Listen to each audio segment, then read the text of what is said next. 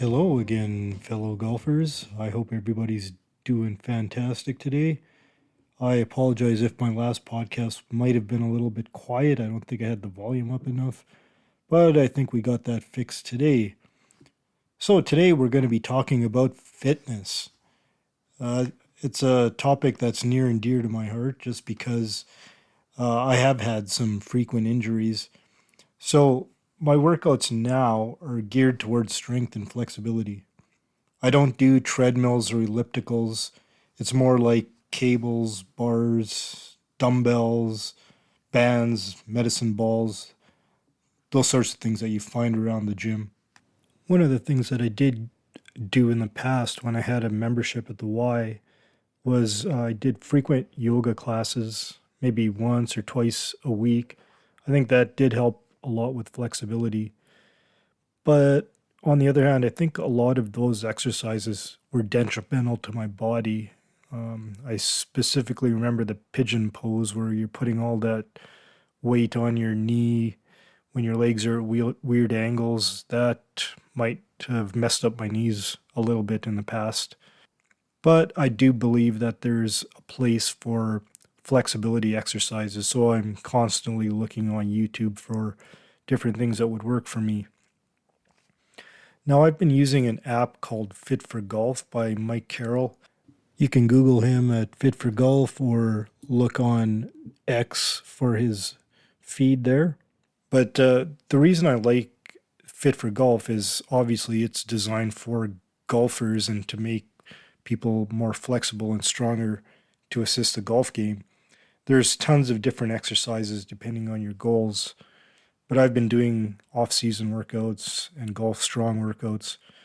So there's a few aspects to these workouts. The first one is kind of your traditional barbells, hex bars, dumbbells.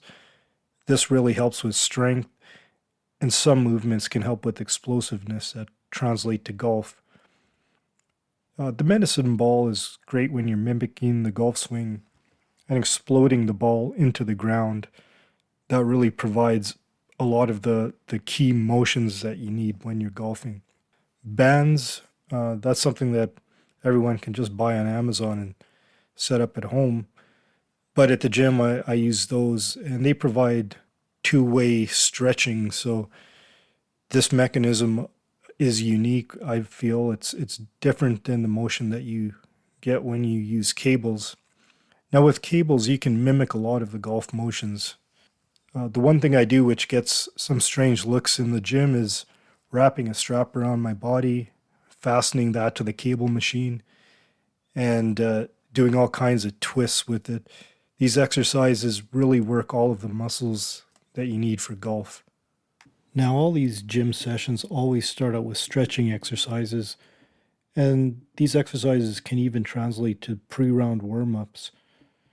For me, as an older golfer, I'm trying to strengthen my body primarily to avoid injury. Then the secondary benefit is added flexibility.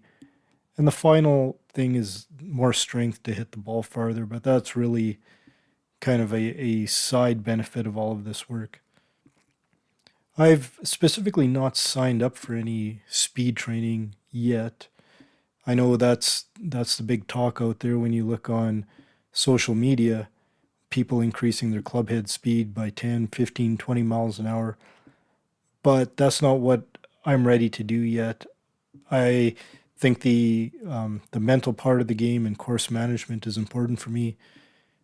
And even if I can swing at 10 or 15 miles an hour faster with the driver and varying increases with other clubs, that would mean I would have to recalibrate all my distances, and that will make life a little bit difficult. If I do something like that, it will likely be at the start of the off season where I can have time to gather more data. Now, my gym sessions are roughly 3 to 4 times per week, maybe 45 to 50 minutes a session. And looking at my Apple Watch, I get my peak heart rates in the 150 to 160 zone. Now, after my sessions, I make sure that I visit the super hot steam room that we have at the gym. If you have access to a sauna, even better. I know that many of the people from Finland do this regularly and are surprisingly healthy. I read a stat where they have 3 million saunas for less than 6 million people. So if you can imagine, that's one sauna for every two people. Kind of crazy. And they also might take a dip in the freezing cold water after that, but I'm not quite there yet. So, like a little bit more about saunas or steam rooms related to health. There's a family of proteins called heat shock proteins that are produced by our cells in response to stressful heat conditions. Now, these heat shock proteins have a protective role in cell survival, and they can even assist in repairing other protein molecules in our body. Okay, let's start talking a little bit about golf, the reason that we're all here. On the golf front, I have noticed that I always start off worse in morning rounds than I do in afternoon rounds.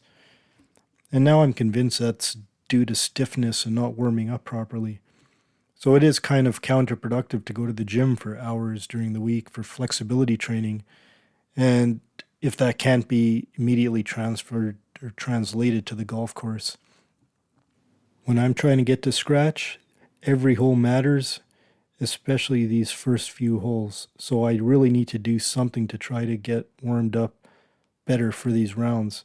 So it is my goal to do some more research around getting my entire body to be ready and play like I've been walking up and down hills for thousands of steps when I get to the first tee box.